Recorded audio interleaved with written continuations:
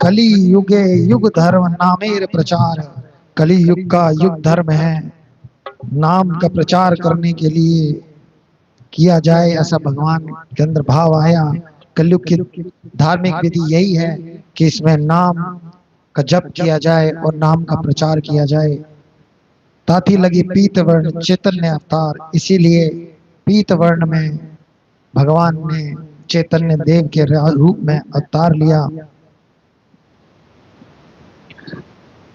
कहते हैं कि द्वापर के अंदर पूजा अर्चना से भगवान की प्राप्ति होती है, लेकिन कलयुग के अंदर नाम ही आधार है। अगर नाम को आधार ना बनाया जाए, बाकी किसी पद्धति से आसानी से भगवान की प्राप्ति नहीं हो सकती। इसलिए कलयुग में नाम का ही आधार है। आधार नाम का लेकर जीवों को भक्ति के मार्ग पर आगे बढ़ना चाहिए। तप्त हेम समकांति, तप्त हेम समकांति, पिघले सोने जैसी कांति के साथ प्रकांड शरीर से प्रकट हुए हैं।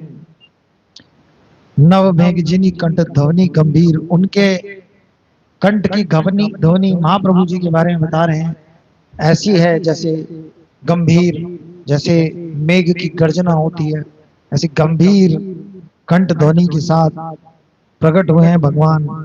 दे धैर्य विस्तारे यही अपना हर हाथ, जो अपने हाथ से 4 हाथ ऊंचा होता है, 4 ही हस्त है महापुरुष विख्यात।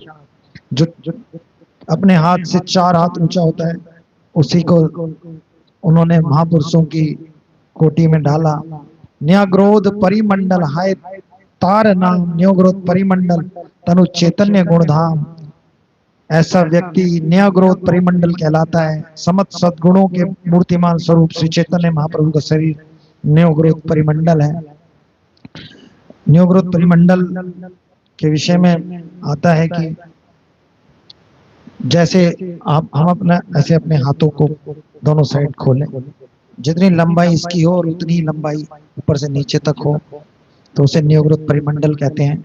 ये एक लक्षण होता है। बहुत सुडोल शरीर होना, बहुत जो शरीर की कद काठी भी ऐसी कि एकदम सुडोल सुंदर, एक एक अंग बहुत सुंदर, ऐसे सौंदर्य के साथ चैतन्य महाप्रभु प्रकट हुए। उसमें आगे कह रहे हैं, आजानु लंबित भुज कमल लोचन, लंबे लंबे हाथ घुटनों तक के, कमल लोचन नेत्र कमल के जैसे, तिल फुल जिन नासा सुधांशु वदन, उनकी नासिका तिल के फूल के जैसे उन्होंने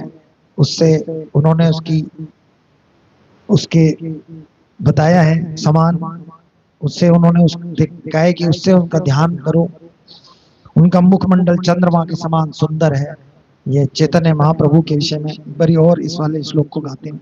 आजानु लंबित भुज कमल लोचन, तिल फुल जिनेनास सुधांशु वदन। आजानु लंबित भुज कमल लोचन, तिल फुल जिनेनास सुधांशु वदन।